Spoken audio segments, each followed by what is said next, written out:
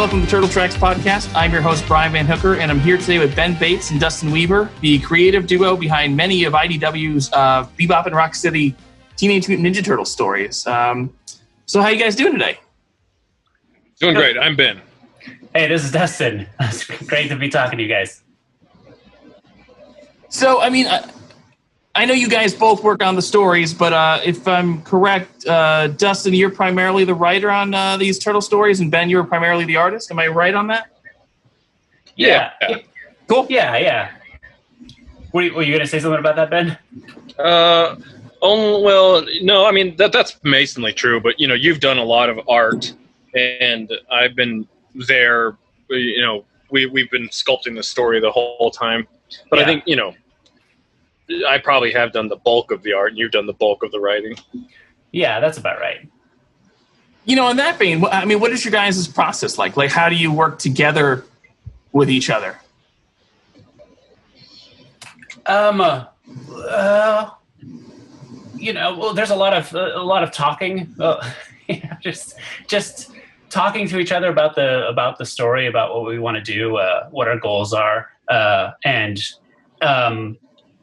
from there we create like a Google document or something that we can both edit, and it's just a process of kind of like we don't sort of lock anything in until we both agree on it, and then it's a matter of me sitting and writing the script out based on everything that we've been talking about, him approving it, and then we pass it on to the editor to approve. And, from there, it switches over to being where, we're developing the art. And, yeah. Does that seem about right, Ben? Yeah, I think what was really helpful in the very beginning when we did the micro is we were in the same, we were both living in Portland and at the same studio. And so it was, we got to sit and speak in person to really hash out the story in the beginning. And then after that, I think it's always been like on the phone or whatever. But like, in my personal experience drawing like comic books for other writers, that never, almost no talking ever happens between the artist and the writer. I'm not helping those people create the stories or whatever, but nonetheless, like the opportunity to have two people actually converse about the project that they're working on is invaluable.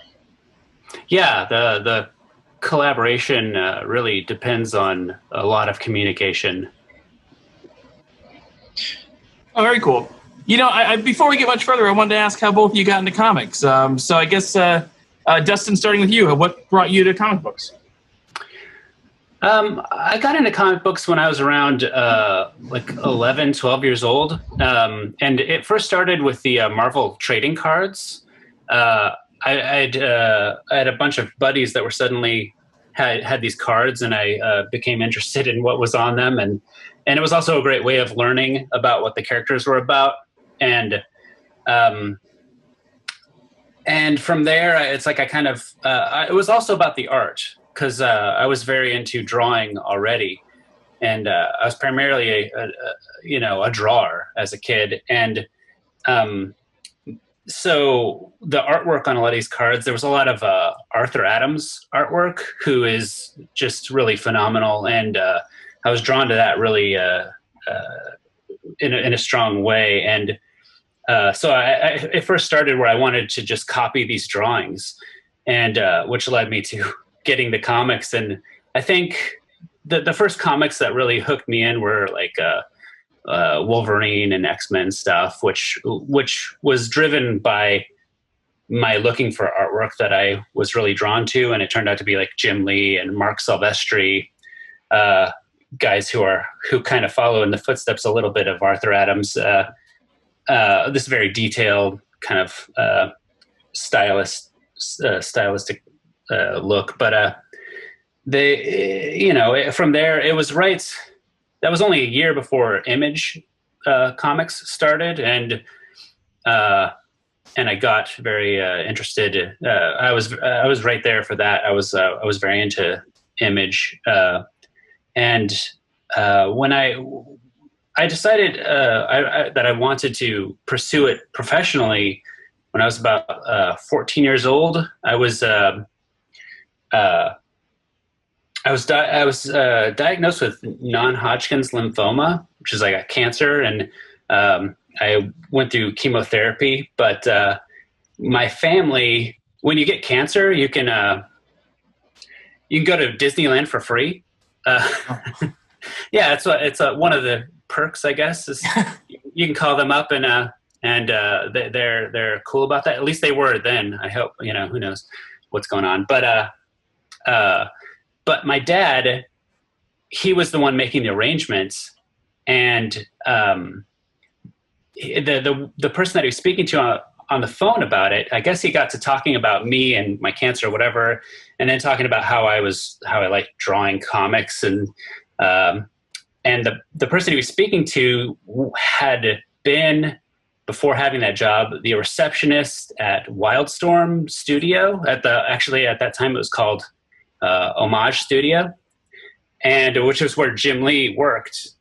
And they were like, well, if he likes Jim Lee, he likes comics, I might be able to get you guys a chance to go there and meet them and go to visit this studio. And so on our trip to Disneyland, we took a day really and went to this studio where not only my favorite artist Jim Lee was working, but my second favorite artist, Mark Silvestri, was working there. A bunch of artists were working there. It was quite an experience. It was really cool, and it was like this very cool place. And this was right in this booming time for comics, where they were doing very well for themselves by financially by making comics, which is crazy. But going there, it just really I was like, this is what I want to do.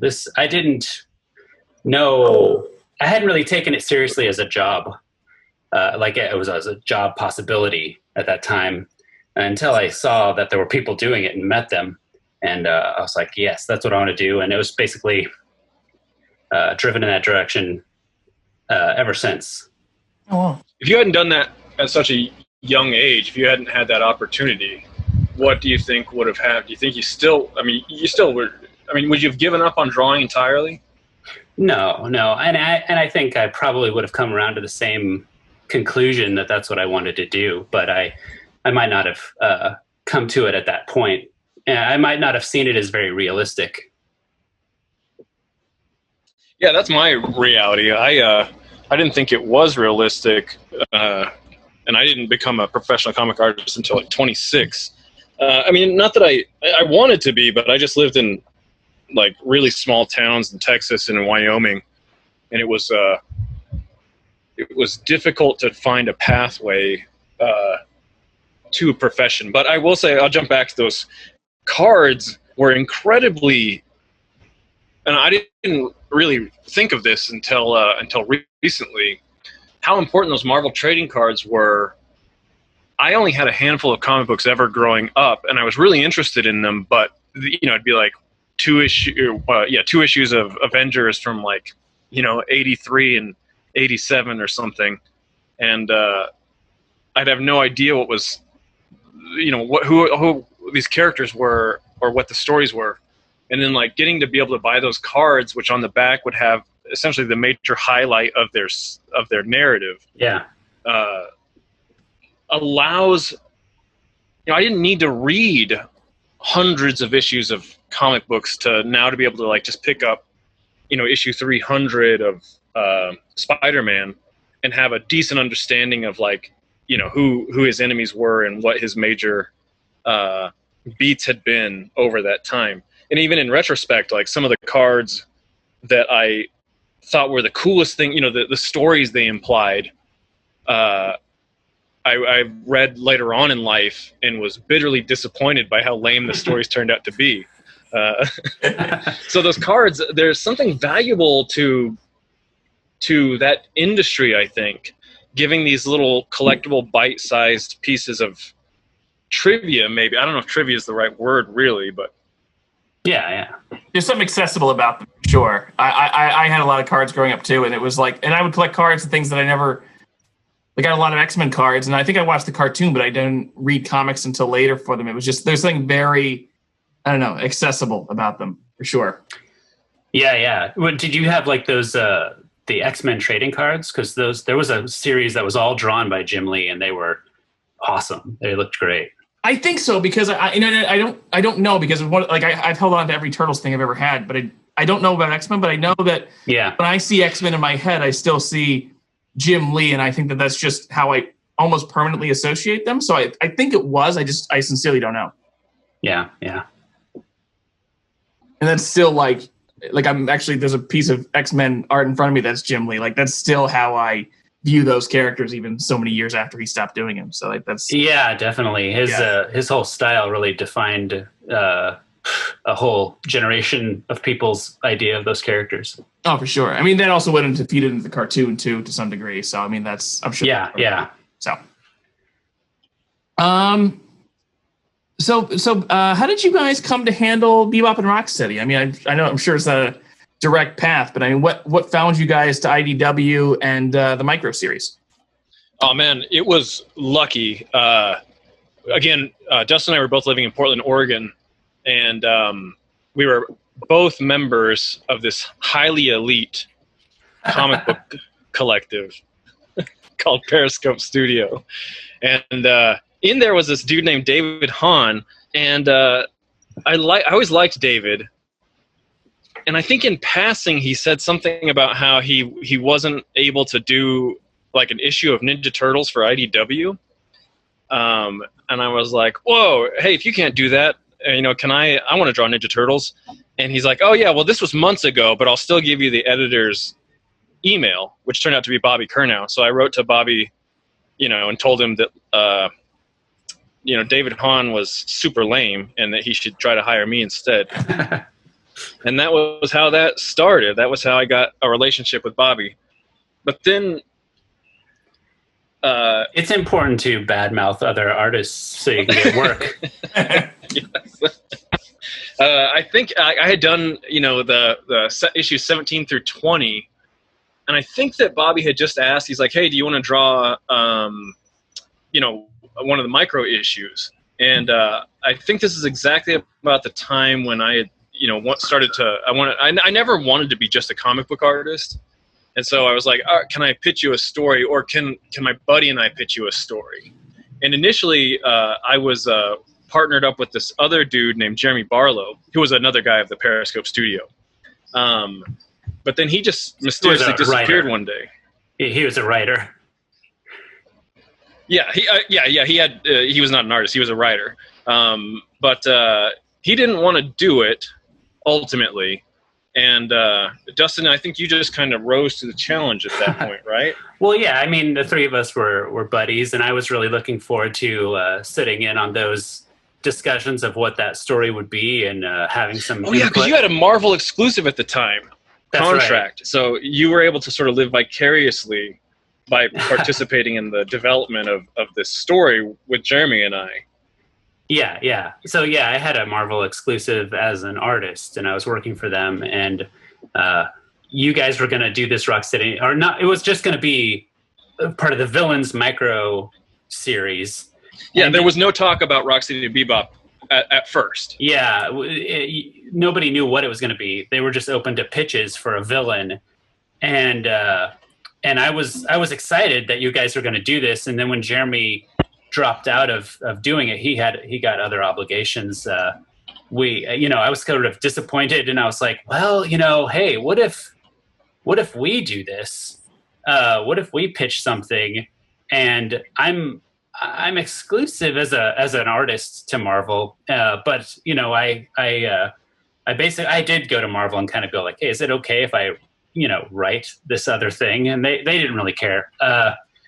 And mostly the exclusive is just that you don't do work for DC. And so they're like, oh, as a writer for this other thing, yeah, we don't care about that. As long as you meet your deadlines, we don't care.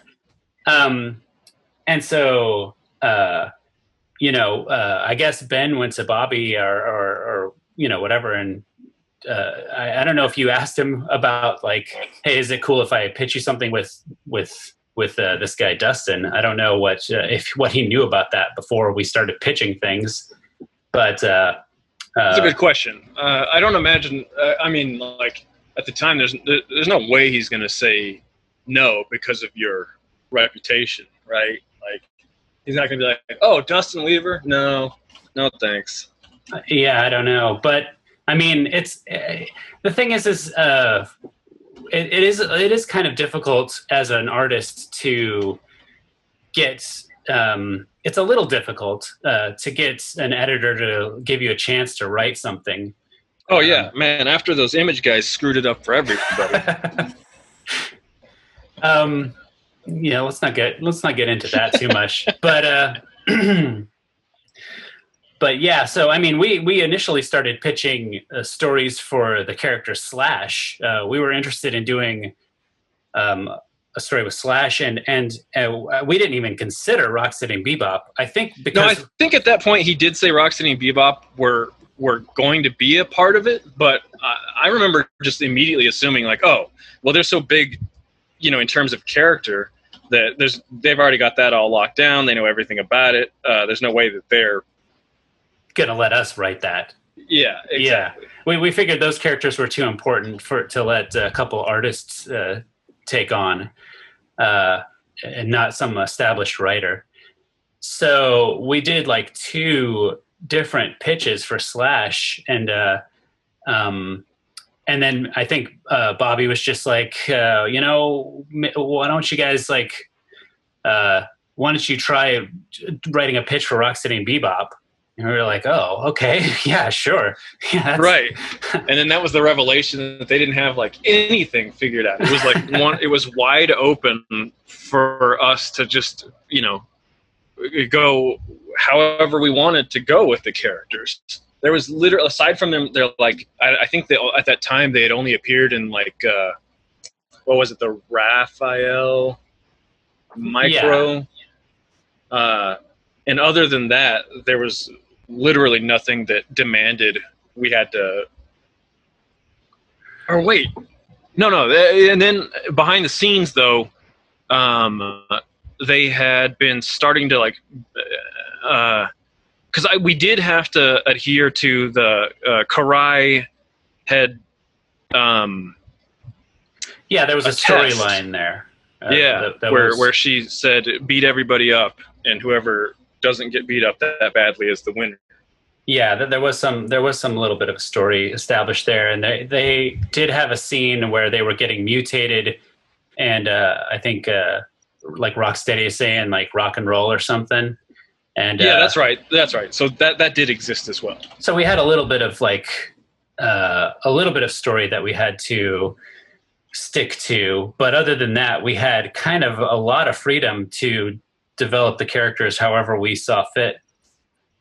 Which was, in the comics, they kind of hold off on their origin story until the micro. Like they'd already been in a handful of issues before the micro came around.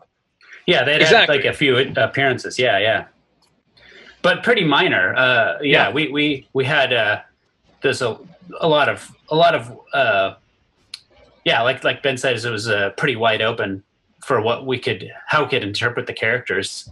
And Bobby didn't really just was very open to whatever ideas we had. So we got to think about them for ourselves and pitch it. And about what their characters, who the characters were. But even like at the time, it wasn't clear what the philosophy, or at least it wasn't clear to me, what the philosophy on how things mutate. Like, because in the IDW version, the Ninja Turtles are all reincarnated spirits of people. And so I wasn't sure, so we kicked around and pitched a couple ideas of like whether or not reincarnation had to play out in every mutation. So like one of the, like how do you take 2 humans that ultimately become Warthog and Rhino? And so there was a lot of exploration of like figuring out what just to even get them to the to be the Rocksteady and Bebop that we all know. What inspired your take? I mean, did you go back to the old cartoons? What did you guys look into? Oh yeah, Definitely. absolutely. The old cartoons was the number one thing I think we started off with was, at that point their characters weren't developed, so there was the option of making them quite different. A very different kind of interpretation. And the first sort of major question is like, do you make them very stupid or do you make them something else? Do you go in a different direction with them? And both Ben and I wanted it to really be Rocksteady and Bebop that we knew. Yeah. Like, we wanted it to be an interpretation of what was in the cartoon. So our number one goal was to figure out how that would work, because you have these characters that are very stupid. And so why would you ever have them? Why would they ever be mutants? Why would you ever have them in this, ninja clan? How does it work? Why? Sure. And why would you take those two out of every possible skilled warrior the Foot has at their command? Yeah. So this was like knowing that we wanted to stay true to their stupidity, to their ineptness. Knowing that was like the number one thing that kind of helped steered us to answer all of those questions. Like, that was the number one driving force, is how does this make any sense? And so we determined that they needed to be pretty powerful physically, sure, and have a real and that's what that micro issue is all about. It's all about just establishing why you would ever have them. And in that story, of course, Karai decides that they were a huge mistake and tries to kill them, and she finds that they are like almost not killable just because of their sheer strength and their stupidity. I really do see it as part of they're just sort of numb. They just can't feel anything. They're so dumb. They don't know how badly hurt they really are.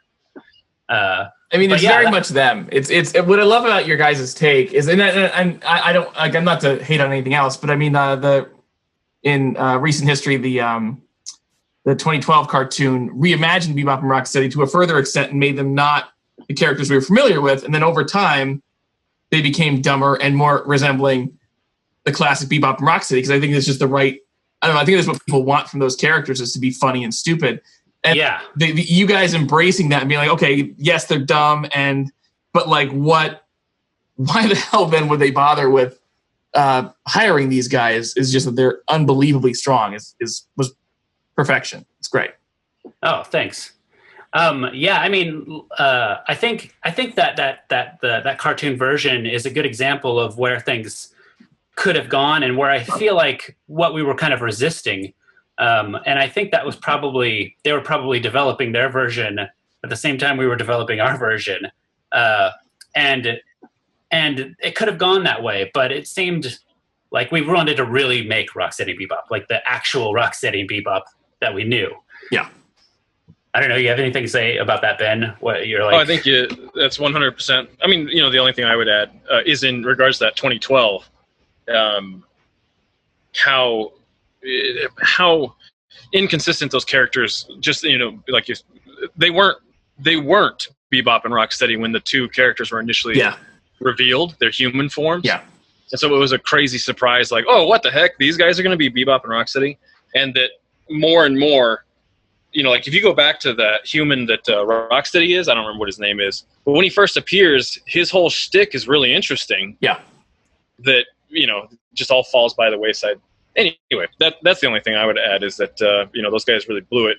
I would say though that by the end, like, I don't know if you saw the final arc with them where there was a Turtles crossover and Bebop and Rocksteady were being hired by 80s Shredder and Krang. They got dumber and dumber, and they did the same kind of thing where you guys did, where they had this sort of like, they're horrible monsters, but they had this kind of sweet friendship. Mm-hmm. But it took almost the entire series run for those characters to get that dumb and that kind of like sweet. But I never watched that right away because at the end they get there, but it don't feel like Bebop and Rocksteady for most of the run of that show. Well, I mean, we did the Rocksteady Bebop Destroy Everything to come out to coincide with the the movie. The movie where Rocksteady Bebop were introduced into the movies, and their version is very much like our version. I've wondered if it's just a kind of like they're similar. They had the same sort of idea, but I appreciated that. I was like, oh, they're like they thought of it the same way we did in a way. You know, skipping around a little bit, that was actually a question I had for you guys later on. Was like, what were your thoughts on the movie Bebop and Rocksteady? Because I know for me, like, I try not to hate on anything, but like, I'm not a huge fan of those movies. But in the second movie, they nail Bebop and Rocksteady and do them beautifully. Right. And so I was curious about your guys' feelings. Because to me, it was like, I don't know what the timing was, but it felt like it was your guys' take on the screen almost exactly. Like, it was fantastic. I have no idea what they were looking at. I wondered though. I wondered because it really felt like the same direction we were going in. I was like, hey, did we have any impact on their on their ideas there? And it may be that we didn't. It may be that we didn't. Just all came to whoever came up with that followed the same path that we followed, but nonetheless, that's exactly how I felt. I was like, oh, hey, cool. This is like watching the characters I know really well without either one of us having to create them. Without, like, it was seeing Bebop and Rocksteady doing things in ways that I felt was true to what I know of them. And it, being surprised by it because I didn't know what was coming. One thing about that movie is it seems like they really were kind of looking to the cartoon to help steer their ideas a little bit more. Absolutely. Sometimes to their detriment, but yes. Right. Throughout that, like, I mean, they could have come to the same place on their own just by having that philosophy of of lifting from the cartoons. But yeah, I do know that I remember seeing an interview where the actors were the actors that played Rocksteady and Bebop. I don't know their names, but I really liked them. I remember some interview where one of the actors was saying that the other one gave him a comic. And I was like, what comic could they possibly There's only one. There's only one. There's no other Bebop and Rocksteady that's like this in the comics. There's not. Exactly. So, and I wondered, and I know that the guy is a comic book fan. So, but who knows? But I liked it. I definitely liked it. I generally kind of liked that movie. I think I didn't like the first one. I liked it for exactly. The first one's total garbage, but the spirit in the second one, and the willingness to start having actually fun and embracing what Ninja Turtles is typically known for. I mean, like, I think it might actually have been the first movie. I remember showing it to Dustin. I think it was cut out, but there was like a clip online where they're riding up to the elevators. No, they're riding the elevator up to fight Shredder at the end. It's the only good scene. And, Yeah. And I think it was cut short in the movie. I don't remember, but like ultimately they start beatboxing and like even Leonardo is like doing stuff, and that's what I feel is more. I mean, even though that was the first movie, if I remember correctly, that scene is cut down a little bit. But that spirit gets more like in the second one. If I remember correctly, the second one opens up with like that. They're like eating pizza up above the basketball game or something. Yeah. They're watching that to me is the Ninja Turtles. That's like, this is what I want. These fun dudes who are messing around and having a good time. Like it's been forever since I saw the first one, but I just remember how the tone was a little bit more serious. That's what I remember. Yeah, it felt more like the Turtles. I have like, it's not a great movie, but there are certainly things in there that feel like the Turtles, whereas the first one suffered from that. Before we get too far, I wanted to mention that the actors playing those guys were Gary Anthony Williams as Bebop, and Seamus was the wrestler was Rocksteady. And I'm guessing it was Gary Anthony Williams who had the comic books. I think he's comic book nerd, but I can't remember. But like those, the spirit of the cartoon is alive and well in that movie. Again, sometimes it's to the point where it's like, I don't know if this should have made it past a certain stage of writing, but like Bebop and Rocksteady, again, that they nailed those characters to me and made them violent and lovable and just like you. And they did it great. And they took it all from us. I sincerely think they did. I can say that because I don't. They really do. Before I want to get into Bebop and Rocksteady Destroy Everything, but before that, I just want to mention how much I love Bebop and Rocksteady Destroy Everything. Like, for anybody who hasn't read this, it's hilarious. It's crazy. It's literally my favorite thing IDW has done, and they've done a great bunch of stuff. Huh. But aside from that, like, and I've grown up with Turtles my whole life, but your comic gave me like a new appreciation for Bebop and Rocksteady that is still kind of strong with me. Like, I interviewed you guys previously for an article I did, and it's all about Bebop and Rocksteady and their kind of like beautiful friendship. But like, all that kind of grew out of reading Bebop and Rocksteady Destroy Everything. And then like, man, I go back to the original cartoon now and love those characters way more than I did even when I was a kid from reading your comic. There's something about that story. It's just like, damn, it really made me love those characters all the more. So thank you. Well, thanks. That's awesome to hear. Yeah.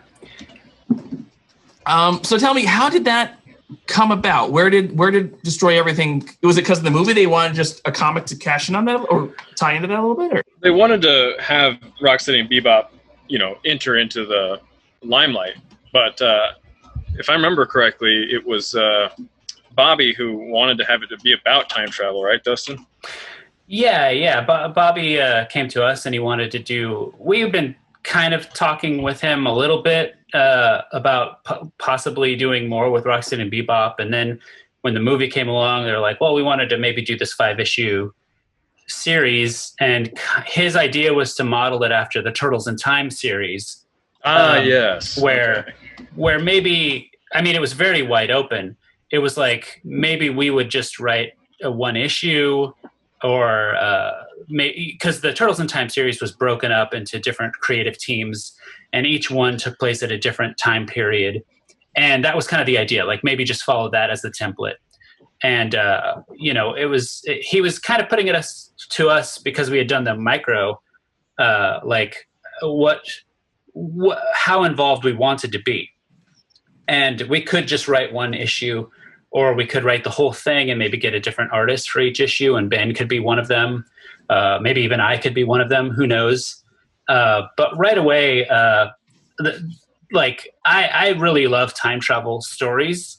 And so I was very excited about the idea of doing time travel. And I had this, I think right away, Ben and I were talking about it, and we knew that we did not want it to be this very structured thing with a different time period in each issue. We knew that we wanted it to be more chaotic. We wanted to, we thought like time travel and Rocksteady Bebop was just a very funny idea, because with time travel, there's all these rules. Yeah. You don't want to go back in time and, kill your parents and prevent your own birth, right? You don't want to cause this paradox. But Rocksteady Bebop would do that. They would absolutely do that, even if they weren't intending to. They would make every mistake. They would break every rule of time traveling. And we were like, well, we have to just go there. We have to go all the way, and make it get really crazy. And so from that, we knew that we wanted time periods to sort of reoccur, to go back and loop back on itself in portions where we're having, multiple Rocksteady Bebops. And so from that, we kind of came up with our own idea of having a different artist for different time periods, and that the artist would come back. So they'd have 5 pages in issue 1, but then they come back for 3 pages in issue 3. I really like that idea. But yeah, I mean, absolutely, that story is about their relationship. It is like, it's the sort of, we're using sort of time travel almost metaphorically for just what a relationship is like with somebody, like a committed sort of relationship with somebody. So it makes sense that you get that kind of appreciation from that story, because it's all about it. I mean, they tear apart the space-time continuum to reunite with one another. It's yeah. I mean, it's completely about a fight. Yeah, that like over like the dumbest thing. They're actually like having a fight over a fight that they had in the past, like that they, and it ultimately just comes down to them kind of realizing that, oh no, we are. I don't want to like do anything without my buddy. Like everybody else sucks, including my own self. Like that's what Bebop's experience is he's hanging out with himself and just realizes like I'm kind of an asshole, or I don't know, and I'd rather not just hang out with myself. I love when they first go back and meet their past selves before they were mutated. It's like, it's such a great, like, the logic is so dumb. It's just such a great moment. I love it. That reminds me, one of the things that so as a kid, I loved Bebop and Rocksteady, but I really hated their human form. Okay. And what surprised me when Dustin and I were working on the micro is how much I came to love Bebop and Rocksteady as humans, because I loved who they were as people.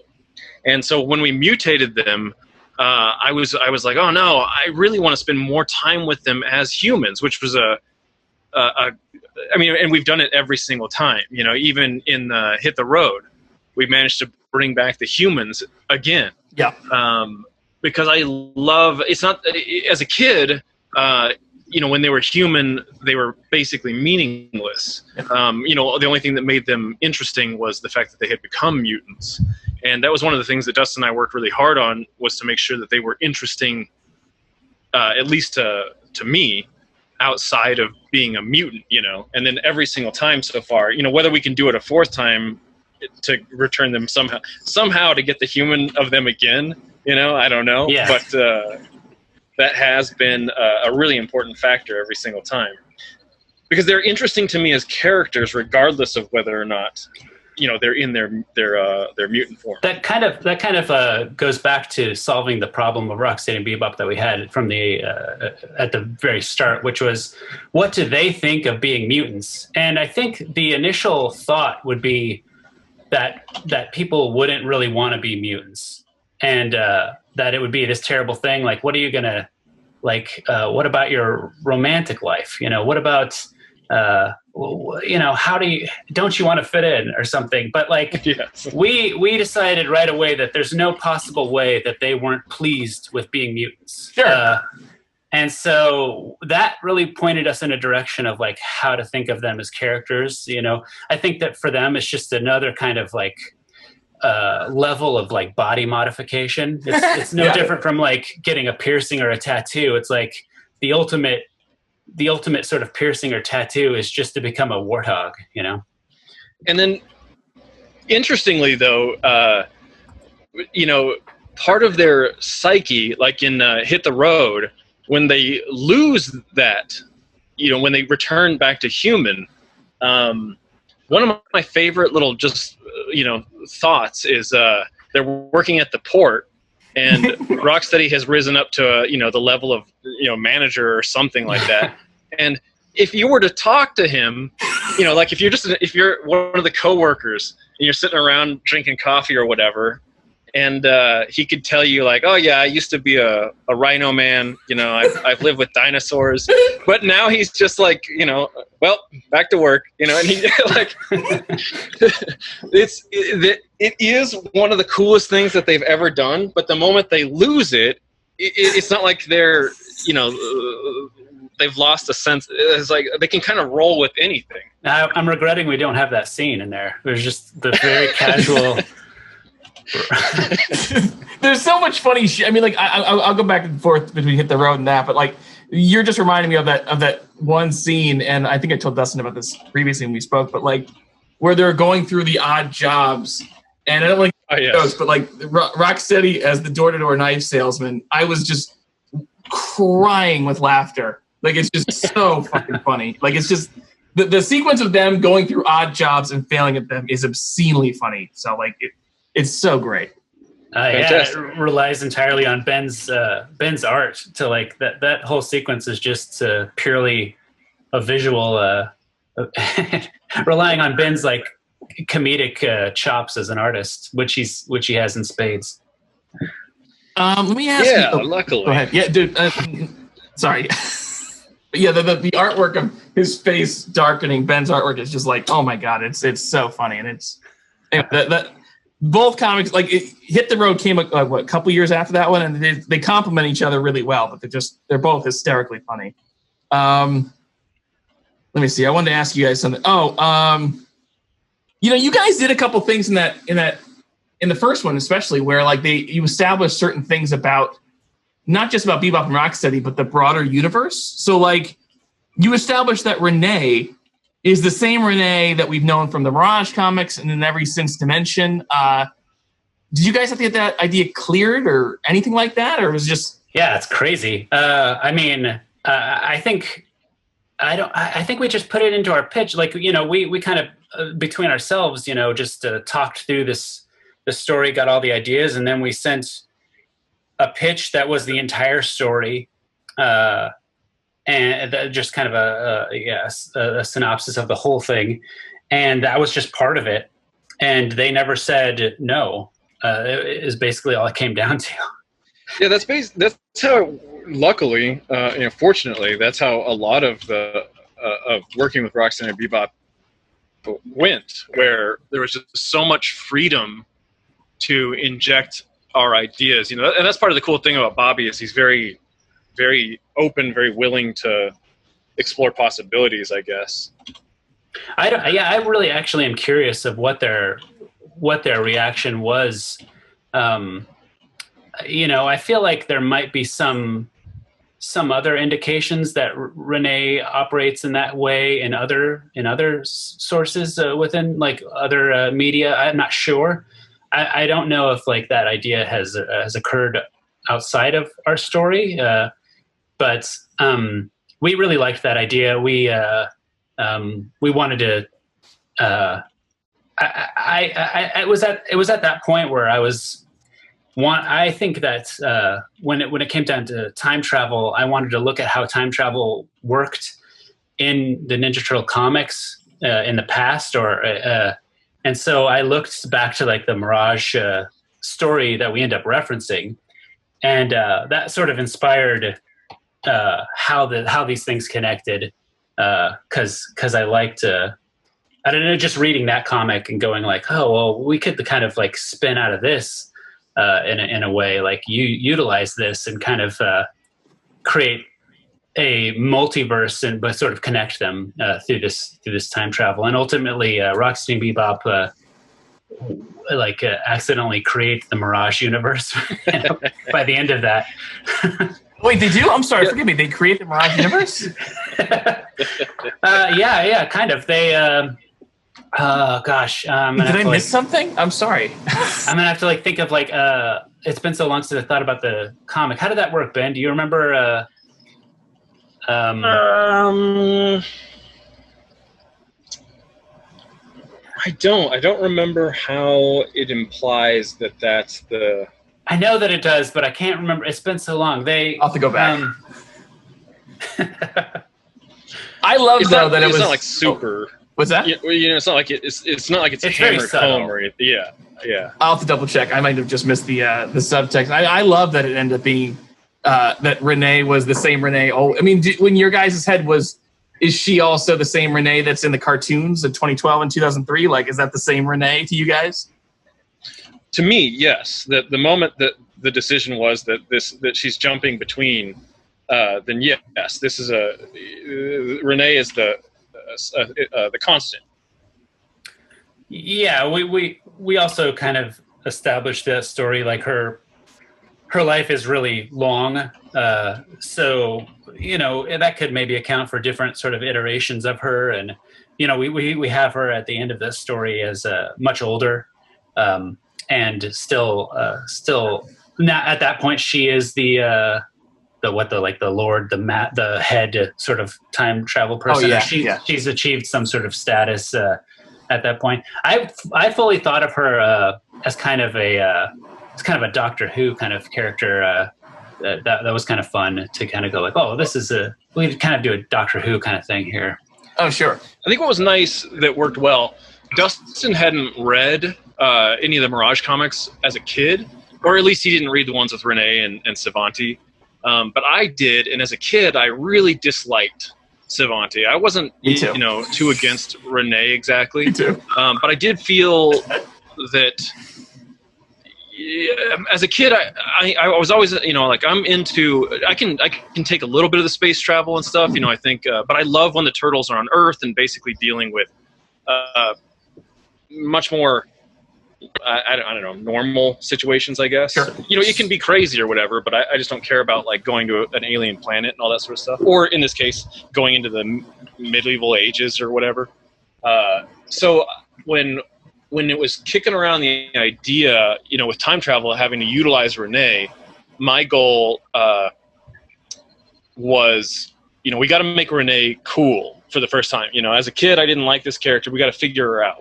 And then that also became a demand for Savanti. When he entered the picture, I was like, all right, we got to make this guy cool for the first time, at least to me, right? Sure. And so like the benefit with Dustin not having this long, lifelong knowledge of them sitting around inside of him, he can come at it from a fresh angle with, all of like the Doctor Who stuff, and like start injecting into elements. And I think we succeeded that's why we brought Savanti back for Hit the Road, is like Savanti became a massively lovable character to me. I thought he was a total dud in every other iteration. And now to me, that guy's a blast, and he has well, okay, so this is jumping around a little bit, but when Dustin and I were cooking up the micro, we, trying to figure out who Rocksteady and Bebop were, we had to figure out a few ideas of how they work with other people. Like how do they work with Karai? How do they work with the Shredder? And we came up with some ideas, in the future, if Shredder and Rocksteady and Bebop were ever actually fighting together, with the Shredder commanding them, what that relationship would be like. And I hesitate to go into it now because maybe someday we can actually do it. And I think it'll be a surprise. The thing with Savanti developed yet again another unique situation. So the way that they exist with Savanti is not the same way they exist with Karai, and it's not the same way they would exist with Shredder if we ever got to see that. Like, they developed a unique relationship with Savanti. He's a different sort of boss for them. That brings out a different kind of...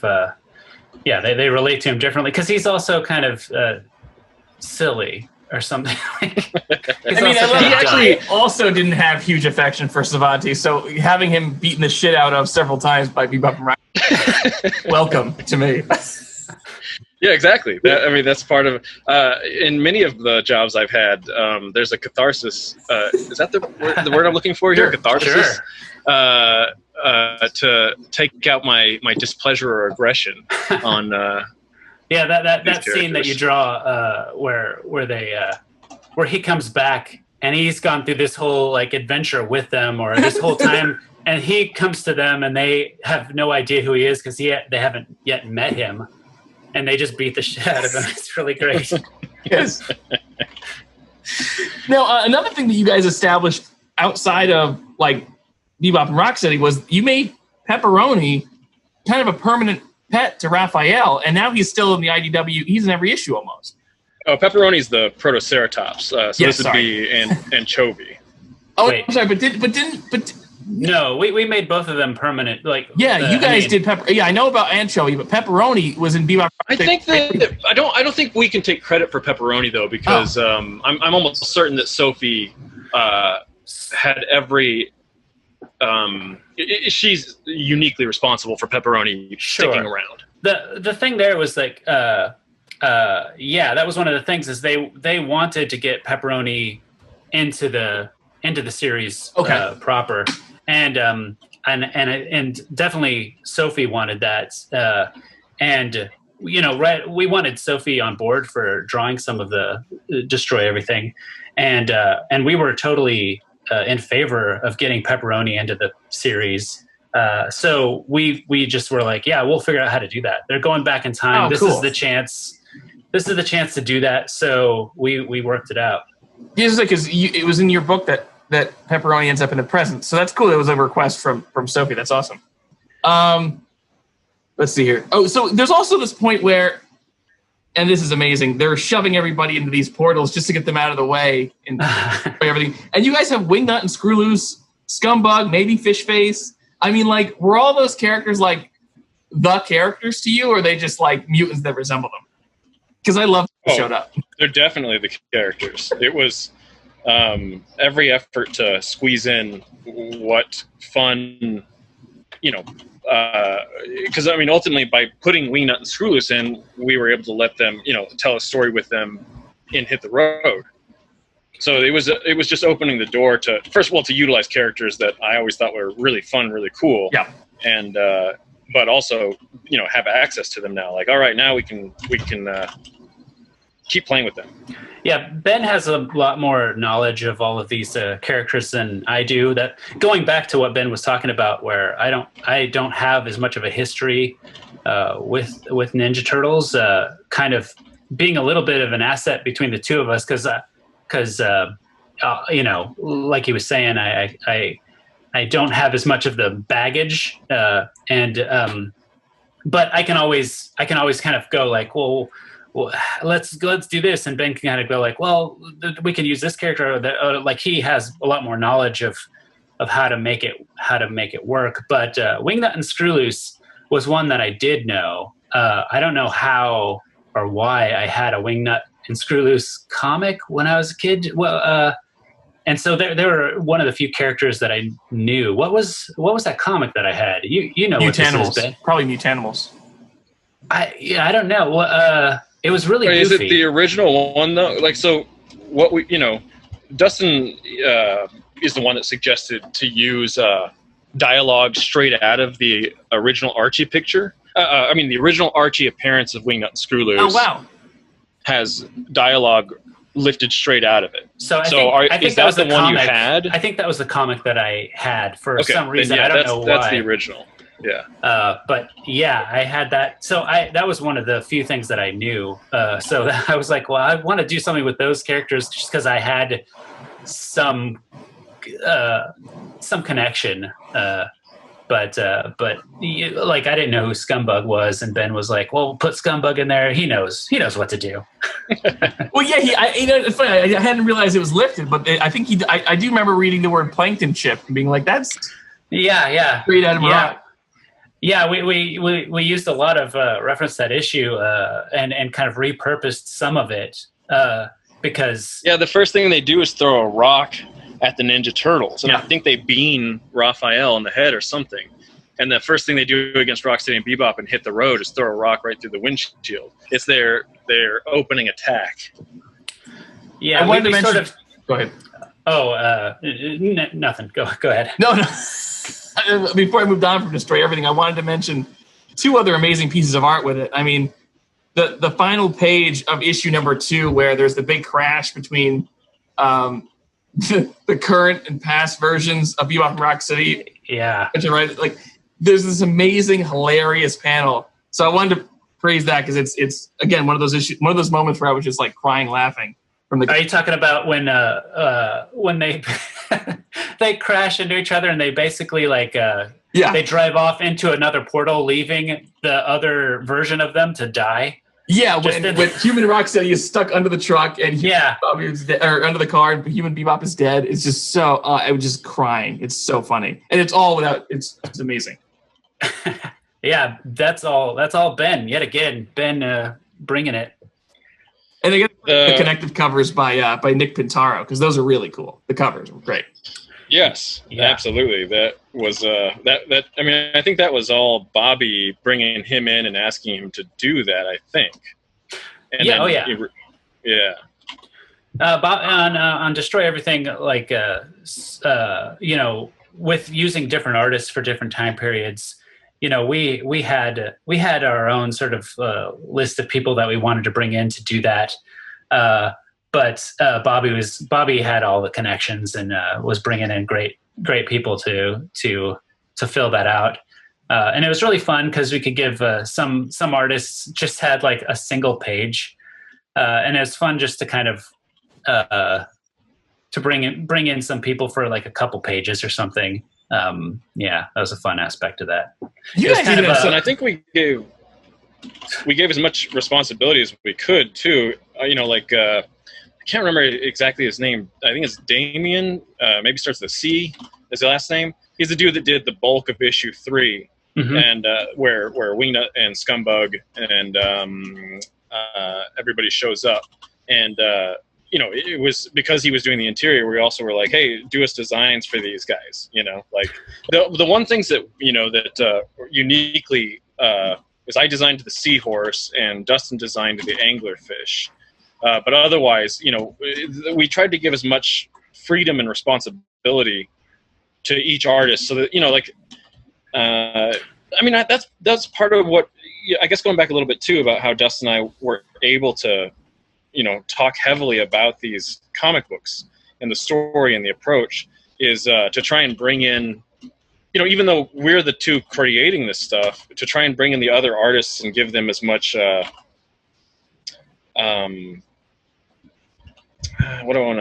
Ownership as we could, which is Dustin, you had a little bit of experience with this. The idea kind of manifested from a Marvel project you had worked on, but I was around that time, shortly before that, I was working on this big Marvel event series called Infinity, which had a lot of artists working on it, doing different issues and different parts of it. And there was an email thread where every day I was getting all this artwork from all these other artists. You could see everything, so they could have a consistency through these different artists. And it was really fun and inspiring to see these really good artists churning out artwork, and you're just seeing this stuff happening, and that communication was just so key. And so when it came to this, I really liked the idea of having a bunch of artists, and I started an email thread and kept everybody seeing everything that was happening, and because that communication was just really important across all these different artists to when one artist is going to design the car, we're putting it to them because that appears in their issue first. So you do that, and everybody gets to see it, and everybody can, all different artists have kind of like their own spin on things or whatever, and that's cool. That's one of the fun things about comics is that you can't that there is that freedom. But it was good to have that communication. It was really fun too, just to constantly be seeing that artwork happening and across all these different artists. It was cool. And also because Ben and I are both primarily artists, for us, we get a script and then it's just like we get to slowly churn out the comic because the artwork takes so much longer than the writing. So it was really great it was our first experience with writing and just seeing the comic happen without us having to do all this hard work. Yeah. It's all all these artists are just making it happen. It's like, whoa, wow, these comic writers really, they got it made. This is a pretty sweet gig. You just sort of make up, hey, this is what I want to see in a comic, and somebody else makes that comic for you. I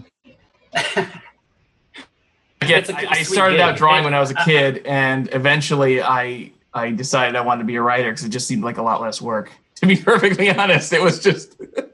Yeah, I mean, in ways it is, in ways it isn't, of course. Sure. Obviously, there's a trade-off, and I don't want to say writers are doing nothing because, man, it can be rough to a lot of that work's happening not physically grinding on at your desk, but you're just constantly having to think about how to make these things work, which can be its own sort of hell, I guess. You guys even used artists for like little tiny, like even lesson pages. Like if I'm not mistaken, there's that one of the final pages of Destroy Everything where you show all the different Bebop and Rocksteadies in the different tubes, and like one of them's like the action figure Bebop and Rocksteady and a bunch of other versions of them. That was all different artists, right? Like doing each version, or was that all you, Ben? I don't know. In the tubes, that would have likely been in issue 5, which I believe the artist was Ryan Brown, and that was all him. Okay. If we're talking about the same page, which I believe we are, he draws and different. That's all him. He drew a bunch of different Rocksteady and Bebops that kind of resemble the way the different artists were handling the character. Yeah. Which was a nice touch, I thought. That was cool. Yeah. Although on the very last page of the whole series, it is kind of a jam page where Sophie did a panel and then Ben did a panel and I did the last 2 panels, which was fun to do. But yeah, that's the only one where I think there's a couple pages where Ben and I both have a part on a page. But yeah, I think the smallest contribution. I think it's Tad Galusha. Tad Galusha did one page, just a single page, yeah. Which was cool. Well, we know him. He was at Periscope Studio, but it was Bobby who was like, "How about we use Tad?" And we're like, "Yeah, we know Tad. Cool." Like, very cool. In fact, I think my entire career can be, or that is specifically because Tad Galusha connected me to Archie Comics. Without him, I'd probably be dead in the gutter somewhere. How? It was his internship. He was the last week of his internship, and I was in the back room of Periscope Studio talking to Jonathan Case for some reason about Sonic the Hedgehog, and Tad just happened to walk in at that moment. He's like, "Oh, Sonic! I know one of the guys who works on that comic." And I was like, "Whoa, what? Hold on a second." It was this dude named Fernando Ruiz. However you talk that weird language. He is an Archie employee, but also works or teaches at the Kubert School, which is where Tad had gone. And they'd had some kind of, friendship. And so he said, "Yeah, I'll reach out to him and send him your portfolio." And so bada bing, bada boom, I got a job. We're drawing Sonic comics, which then, was my first professional job. Oh, wow. Very cool. And you guys met at Periscope? Yes. Let me ask you, and I don't want to keep you guys too long, but how did Hit the Road come along? Like, was that planned back when you did Destroy Everything, or? No. I think that what's funny, Bobby probably is just trying to be, like, considerate. Like, hey, guys, I know you're busy doing your stuff. We want to do this Rocksteady and Bebop. Do you want to do like maybe a single issue? His idea was, again, we'll get different artists and writers for different issues. And, Dustin and I, of course, made sure that we elbowed all those guys out of the way. Yeah, I mean, I think there was some, for a while Bobby would say like, "Hey, do you like, you guys want to do something else?" We're like, "Yeah, we'd like to do something else." And then we'd be busy because we're working as artists. And then what was it about Hit the Road? I think it was just finally a time where it sort of synced up. Ben had moved over to working in animation. And I don't know what the circumstance was where you suddenly thought like, "Oh, my animation work has slowed down." There was like maybe between seasons you get hiatuses often. In animation? In animation. And when he initially approached us about Hit the Road, the projected timeline was going to work out where I would have some time off. But then Hit the Road seemed to take a while to get.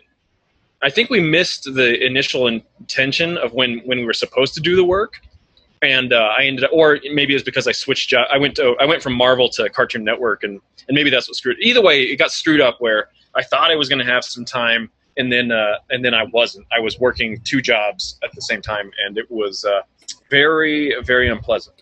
This accounts for why I drew 2 issues in that series, but yeah.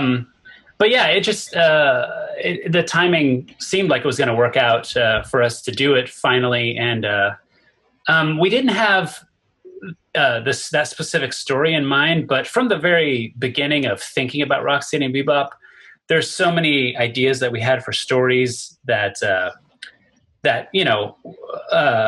or elements or scenes or all kinds of things that we thought of, and just thinking about them that get cut. They get cut from the ideas, and so we had just this a whole bunch of ideas still. When we still have a whole bunch of ideas for those characters, but at the end of Destroy Everything, we realized, like, you know what, we could make a Rocksteady and Bebop ongoing series. Like, oh yeah, we felt that like we liked it that much. And we could see how it would work after that. So yeah, and I remember we might have even reached out to Bobby about that, because it was strongly in my mind, at least, that the ongoing was going to be about their trip back to New York.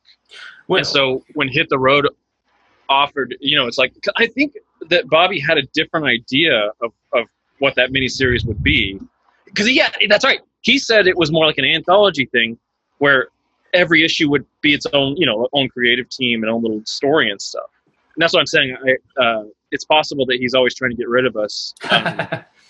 He's like, listen, I got other people who really should be working on Rocksteady and Bebop. Yeah, I think he's trying. I think he's obviously being considerate of yes. our commitments, and also, I think that's a very controllable format to do with the different creative teams. I think we came back at him with this pitch that was a bit of I think a surprise to him at first. I think so. And but he went for it, and yeah. Well, you got your time travel movie, and the sequel is the Buddy Road picture. I mean, it's absolutely that's great. And even they do something in that continuity, which they almost do in every continuity, is at some point they contemplate being heroes, which I find it hilarious. And I kind of key to the character where they're not good guys, but they're not that bad either. So they're kind of indifferent to whether or not they're heroes and villains. They just want to have a good time, which is amazing to me. Yeah. I would say that that's true only in every other version of Ninja Turtles. At least to me, Rocksteady and Bebop, the ones that Dustin and I have worked with, they're villains through and through. And if it were me personally, if I saw them, I would run away as quickly as possible. Well, yeah, I mean, that's right in that in one aspect, in that they're they have no kind of they've got no morals or real empathy. They feel nothing when they hurt people. So in that way, they are. In that way, they're totally horrendous individuals. But I think that Hit the Road is all about them, trying to figure out what they're going to do, how they fit in. They're guys that have historically needed to latch on to a kind of a parental figure in a way. They need a boss. They're only good for being henchmen. So when they're faced with being on their own, they're faced with how do they fit into the world, and it's true that it doesn't matter to them how and think about when they're joining every gang, and getting kicked out of every gang. They have no real ideals. They've got no motivation. They're totally free to any kind of idea. They will, they'll join any kind of gang so long as it accepts them. They just want to be accepted into something. Yeah. And so this is where they come face to face with that, where they're like, well, what do we do now? How do we become accepted into anything? So the first thing they think is like, well, everybody likes those Ninja Turtles. Like, maybe we can do that sort of thing. Immediately they figure out that they can't do that. Yeah. The next step is where they try to go straight. They try to go just straight law-abiding citizens, get jobs, and that doesn't work, obviously. The third issue is where they're back with Savanti, and you get to see what that relationship is really like, which we got just a taste of in Destroy Everything, but here we get to see them, really taking orders, and we get to see that he is kind of also like a goofball, and this doesn't really work. By the end of it, there's the final page of the series is where they're kind of like, we're just a gang of two. We're fine on our own, and it's that at that moment where Karai comes back into the picture, and I think that to me it was because Karai was the closest. Karai and probably Shredder are their fit. That's where they belong. That's their match. And again, in another way, this is also kind of about relationships. I was thinking about like my own sort of history with just trying to like being in relationships, and I feel like I didn't really find the person I was supposed to be with until I was really kind of okay with just being alone in myself. And I was thinking a lot about that with them. Like, they needed to kind of learn how to that's kind of the arc there, is that they kind of become okay with not being henchmen, with kind of being their own selves, I guess, as a pair. That one is less about their relationship together, but the relationship to the world. But it's at that point that Karai steps back into the picture, and that's where we left it into the other creators' hands, I guess, at the end there. Did that story ever include the Ninja Turtles in any way? Because they're not in there, and they don't need them. I'm just curious if they were ever supposed to be in there. No. I mean, this this goes back to like us thinking of the kind of the ongoing Rocksteady and Bebop series that exists in our minds. We got to kind of act that out a little bit with Hit the Road. And, obviously a Rocksteady and Bebop series would include the Ninja Turtles, but, not all the time. Sure. So they're not necessary. And that was kind of something we're setting out. I wouldn't say like it was like a thing that we're trying to prove, but it was just an element of it. I think it's just because in our heads, like you said, the series, the stories are there. And we're just writing from that place now, where it's like, here's the cast of characters. I mean, at this point, like, we never consciously set out to create sort of the whole Bebop and Rocksteady universe. It just sort of keeps happening, keeps getting expanded. Yeah. Like,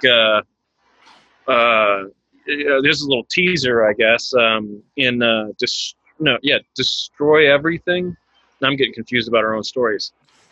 We start out with them down in Brazil, and what's that dude's name? He's got the rattlesnake boots. Oh, right. Reggaeton. They call him Reggaeton. Yeah. He was totally just kind of a one-off, but Dustin and I have been kicking around a story now where that guy will return, and his further development is pretty fun. Oh, right. Yeah. We started creating this whole kind of Rocksteady and Bebop universe of characters that, Savanti becomes part of that. Like, one of the things with Hit the Road was kind of taking that idea of the ongoing series and compressing it, and we wanted to make each issue a standalone issue of that. So the first issue has where they with the Wingnut and Screw Loose, and then the second issue is like a different. With the second issue is where they go straight. So yeah, we brought back what's her name? Who is she? The character that we Shang. Yeah, we bring back Shang. So Shang was like from the start when we created her in the micro issue. We knew from back then that we would bring her back if we ever had the chance. Like she would be a reoccurring Rocksteady and Bebop adversary. So this was our chance. Like this would be that storyline. If it were an ongoing series, maybe these things would be expanded out a little bit more into little arcs or something. But we would have spent more time. Yeah, we could have built that up. We could have spent time with Shang before she, as like a B plot and all that. Right. Subplot. But yeah, so we could kind of like compress our idea of an ongoing series into 5 issues this way, and also hopefully, that was the real thing to juggle. There was how to do standalone issues and also build one giant narrative. What's that? One giant narrative, yeah. Yeah. Standalone and yeah. I know I would certainly love that to be, if not an ongoing series. I mean, I certainly would love it to be an ongoing series, but at least revisit that cast of characters. I can't remember his name right now. Forgive me. The paranormal hunter guy. Jesus. Hector. Was that? Oh, yeah. Or Razzmatazz. Razzmatazz. That's what I'm trying to think of the whole time. Over the last 5 minutes, like, what was that character's name? I love Razzmatazz, and I want more of him, for sure. Yeah. I don't know if you ever saw, Ben did a kind of teaser image of... Ben drew a teaser image just to put online when we did Destroy Everything, I think, where it was just... like Rocksteady's helmet and Bebop's sunglasses. Okay. And they were just sitting there, and it was like you could just, they're so iconic that you just see those things and you're like, oh, I know who these guys, this is Rocksteady and Bebop. And then Ben did one for Hit the Road that included Razzamattazz's alien cowboy hat. Like, that kind of brings up another thing. Is like their nicknames. Like that was another thing that we had to work out from the start, like why they had these music style nicknames. And so we decided early on that they were into music. Sure. Like that they're very stupid about everything, but maybe they really know music. And we kind of brought that into full view, I think, a little bit in Hit the Road, when they kind of demonstrate that they know some music when they hear some stuff being played on the train. There's like that hobo who's listening to some jazz. Yeah. And you really get the sense there, like, oh, they know music. They know it really well too. Yeah. Which is fun. A fun sort of quirk to their character, where they're very stupid, except when it comes to music. They know all the musicians on whatever jazz track that was. And it probably will never be in the stories, but it's like that's undoubtedly what they bonded on when they were young. I mean, like, I think I can't remember what we allude to every now and then, but like, even the rap sheet that when Ravenwood finds out that Bebop and Rocksteady are humans that have been turned into mutants, all the stuff that Dustin's written down in there for their past crimes and things like that. From way back in the beginning of the micro, when we were planning things out, we had ideas of, we had to, at least have a pretty good sense of what their history was and where they'd come from and, when they met and all that sort of stuff. And music would have been the thing that they really, they're, obviously they're all about violence and fighting and all that stuff. But, in my mind, when I think back about them, like first becoming friends, I can see them sitting together, just listening to different albums. Sure, for sure. One of the last questions I want to ask you guys is, where the hell did Maxence and Ginaldo come from? Ginaldo. Yeah, those are Ben's ideas. Ben came up with both those names. When we did the micro, I think it was when working on Ninja Turtles for IDW, there's a couple Nickelodeon people who kind of oversee the publishing, the publication, I guess, of the Ninja Turtles titles. Okay. And I think it was them who like really tried to push us back then to figure out what their real names were. Is that maybe I'm wrong about that. Maybe they just really wanted to have a strong reason for what the nicknames were about. I remember something about that. I remember like there being a little bit of like some kind of question of what their real names were, and I can remember. I remember at least us kind of going like, well, I don't care about that. Like, at the time we didn't care. They're Rocksteady Bebop. That's it. Yeah, exactly. Meaning that they had. Oh no! I think I kind of remember how this played out. They wanted it to be that Rocksteady and Bebop were their mutant names or something like that. Oh, right. Like where right. They weren't calling themselves that until they mutated. And we were like, no, that doesn't make any sense. This is, they've been these guys, why would they suddenly choose that? Anyway. So yeah, we weren't concerned at all with what their original names were. And until this time around, I actually, at Marvel, I was working with a dude who his name was Ginaldo. And, just Gene for short. And I was like, that is such a crazy name. And when Dustin and I started kicking around the idea of like, hey, what if when they turn back to mutants, they drop their gang nickname, or once they decide to go straight, they drop their gang nicknames. What if their real names are crazier than the nicknames that they go by? And so Ginaldo being the craziest name, and I don't remember quite when somewhere along the lines, I started to get this vibe that Rocksteady has a French heritage. And in my mind, again, you'll never see this in the comic, so you just get a little glimpse. In my mind, Rocksteady, when he was younger, as a kid, his grandma was a big part of his household, and she would have been strictly speaking French. She maybe not great at speaking English. And Rocksteady is named after, maybe his grandfather or something like that. And then Rocksteady is actually pretty good, fluent at French. So, like, if you'll never see it, though. It'll never happen in the comic. But, so Maxence is a French name. Oh, is it? Okay. It's already clear. Yeah. Yeah, we wanted so names that were just that were kind of cumbersome, or like you could understand why somebody would want a nickname.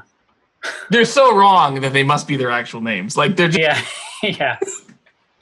Like they're not cool at all, which is what I like to like. I'm sort of the person who like wouldn't want to know Cosmo Kramer's first name. You know what I mean? Right. But like when exposed, exactly. I was like, all right, these are such terrible names that I'm. Yeah, liked it. So. Well, we didn't need to know those names. We never.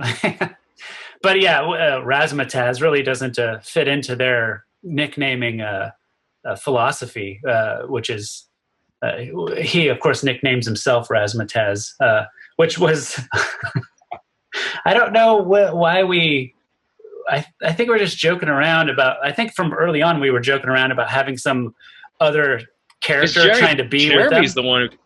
Jeremy came up with Razzmatazz as a joke. Right. This third character who hung around him. And then we were like, wait a second, that's actually pretty good. So Razzmatazz has been, the plan for Razzmatazz had been around since the micro. Yeah. We wanted some character that really looked up to them and thought they were very cool. And, I want more Razzmatazz. I love that. Yeah. And once we had this name that's like really long, Razzmatazz. So yeah, I was like, this is so terrible for like lettering. And I remember just thinking like, oh man, this name is just going to take up room, and like every word balloon is going to be bigger. And I was like, I want to lean into it. So I had Bebop just saying Razzmatazz again and again. He says it in every sentence on like throughout the scene where they're just shouting Razzmatazz. And what's wonderful, I mean, being amused by your own work, and in this case, it's not just my work, so maybe there's a little bit of leeway here since I get to love it with Dustin. Bebop's, well, by the end of issue 1, you find out that Rocksteady was probably a little jealous of the name Razzmatazz, but their enthusiasm for for him giving this nickname because at first, I mean, I don't know how much the reader gets this, but when Hector nicknames himself Razzmatazz, there's a panel of Bebop looking at him silently, you know, where for just that moment you hopefully get a wonder, like, what, how does he feel about this? And then it reveals how much he loves it. And that's what part of thrills me is how quickly they are to embrace anybody who wants to participate in like their good I don't know, their good-natured love of fun, I guess. I mean, if Hector spent any additional time with them, no doubt it's going to turn out very badly for him. He's lucky to survive. Sure, he's lucky he lived. As much as he did. They would have accidentally killed him. That's the thing. They wouldn't have killed him. They never would have killed him on purpose, probably. No. He just would have been a casualty by proximity. They're giant monsters. It's just going to happen. You know, the kind of it comes to the end. I did want to ask you guys. I know you guys have future ideas for Bebop and Rocksteady, but were there any thoughts in your head about ever returning to the Bopsteady verse? Because that's got to be just a mind. I don't even know what it'd be like. No, wait, hold on. I did. I think it was a joke. I am pretty sure I did joke around with the discovery where somebody falls into it and how it starts to let them out. But that it would have been purely a joke. Sure. So at this point in time, there is no serious thoughts as to how that would return. But if it does happen, I guess I pretty much given it away. Somebody will accidentally discover this. Yes, and then and the door will be open for them to start pouring out. There was we've batted around a lot of joking sort of ideas about Rocksteady Bebop. One of the ideas that we had when the Ninja Turtles were crossing over with Batman, we thought, what about having Rocksteady Bebop cross over with Lobo? And, man, yeah. We it was really, a little more than a joke. We did try to start to get this rolling. We sort of like tossed the idea out there, but we didn't have it didn't make too much of an effort.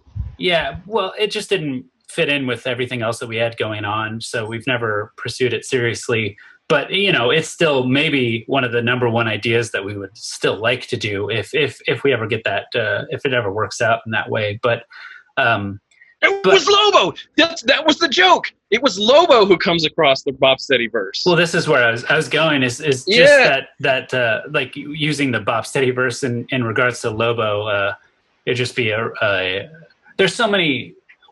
Lobo is kind of the old Lobo with Keith Giffen writing back in like the early 90s. I really liked those comics, and there's something of that kind of influence into Rocksteady Bebop. Yeah. Rocksteady and Bebop are very different kinds of guys than Lobo, in that Lobo is seems pretty unhappy and put out, at least in those old comics, about anything. That he just doesn't like anything. But Rocksteady and Bebop actually are kind of good-natured and are interested in having a good time and are quick to laugh at things. But other than that, there's certain things about the violence, the way that's approached in these comics that owes something to Lobo. Who knows? The Bopsteady verse could return sometime.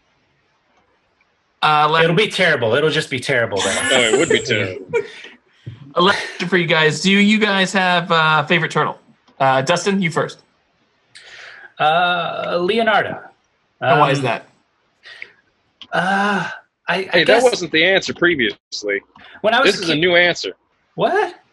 Yes. Well, when I was a kid, I liked when I was a kid and it was the cartoon and whatever. I liked Michelangelo because he was a party dude and he was fun. But I think just as I've gotten older, not even that much older, I don't know. Leonardo is the guy that I find interesting. Partly just two swords look really cool. It looks, and that's a really cool thing to draw. but also, I think it's interesting. The characters that sort of take on a leadership role, they kind of get, I think, shortchanged a little bit in like their development. But I think that's an interesting character trait that would be cool to explore. So, what were you thinking, Ben? What did you think? Well, initially, it was, especially when we first started, working on these Bebop and Rocksteady comics, it was Michelangelo was the answer at the time. And that's also a big reason why in Destroy Everything, we had already discussed the different relationships of how we wanted to approach the Ninja Turtles. I mean, I think if you read Destroy Everything and the way that we've written the Turtles is actually a little out of character for the IDW verse of them because we wanted to just lean into what we wanted to do. But one of the things very early on was embracing the connection, sort of the unique connection that Donatello and Michelangelo have in the 1990 movie. Oh yeah, how they like joke around together, and so that's the thing that got put in the beginning of Destroy Everything right away. And we'd already discussed multiple. I mean, we'd already discussed multiple storylines of how we were going to focus on Donatello and Michelangelo, and that was just the way we squeezed it in.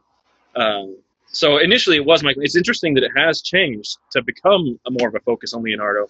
Leonardo has always been my favorite as a kid, and I wouldn't have been able to articulate why back then, but I think that it does have a lot to do with leadership. I'm the eldest of my siblings, and I think that I took a little bit of some connection with Leonardo and his responsibility, and thinking that was pretty cool. Like, and again, and this is partly why I was pointing out earlier about that trailer when Leonardo himself gets involved in that elevator when he's also like dancing and moving his head, or even more importantly, in the original 1990 movie, when after the intro, when they save April and Raphael's pissed because he lost his sight, Michelangelo puts on that music, and you cut to Leonardo, who is the leader, the serious one, right? But he's sitting there dancing, and he's like, "Hey, Raph, where you going?"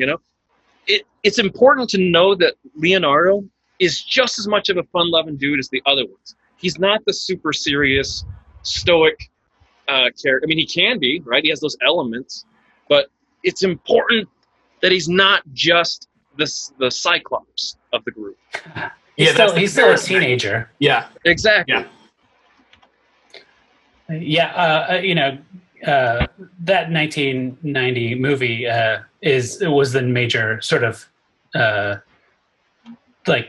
don't know, like influence for both of us, because we both really like that movie a lot, and for us we're like, well, that's our favorite Ninja Turtle version, so we're definitely inspired by that a lot. Same here. Like I love everything Turtles, but I think that there is nothing better than that first film. And part of it is, and I'm a Donatello, always have been, but Donatello's like character in that movie and his relationship with Mikey is some of the stuff that I love and wish that they'd had in other places, because it's unique to that movie. And I don't know, it's Donnie being smart through humor, not Donnie being smart through building a spaceship out of old trash. Like I despise. Yeah, the more that Ninja Turtles has gone on, and they've leaned so hard into trying to define their individual personalities, I think is the detriment of the Ninja Turtles. That trash stuff being a perfect example. Yeah, like in so many ways. And they suggest that too in the movie, but it's like, yeah, it leaves our world, and we never saw Turtles like that quite again in that first movie. It's for some reason that was the magic formula, never to be recaptured again. Yep. And it holds up. I watched it not long ago. I really enjoyed it. I watched it with my wife and daughter, and we all had a great time. Oh, really? That's cool that they liked it too. Yeah, it totally worked for them. And the character balance is there. Like Leo and Raph kind of like carry the story and the drama, and Mikey and Donnie are kind of like a funny commentary on their own film. like mildly breaking the fourth wall, and it's some really like again, this is the magic formula that never before was it quite so right, because I think it's funnier than Mirage was and more serious than the cartoon was, and honestly, never again did I feel like we got that perfect magical group of four. It was the fusion of the two, undoubtedly. Yeah. Right? You get the seriousness of the Mirage, and then you get the goofiness and the color from the cartoon series. Yeah. And then you just fuse them together perfectly. I mean, that's part of me. I mean, I love, even as a kid, I super loved those Mirage comics, you know. But I liked the Playmates toys and stuff too. And so for me, Mirage is not the perfect version of Ninja Turtles because it's too I don't want to use the word serious, but the fun of Ninja Turtles is not quite there. Yeah. They're not the parties that they would become. So like there's something great, but there's something that's not there yet that they find later. Exactly. Yeah. All right, guys. Honestly, that covers it. Thanks so much for talking to me, and God, I can't praise Bebop and Rocksteady Destroy Everything enough. And I'm looking forward to the Razzmatazz miniseries. So, yeah. Oh, that's a great idea. Just Razzmatazz on his own. Solely one, yeah. Carl, thanks, son. Yeah, this has been super fun. Yeah, totally. Thanks, guys. Take care. Yep, you too. This one goes out to someone special. I wonder who that could be. It's you. Who, me? Who else could it be? You're my bestest mutant freak. Friends forever. Forever and ever, bro.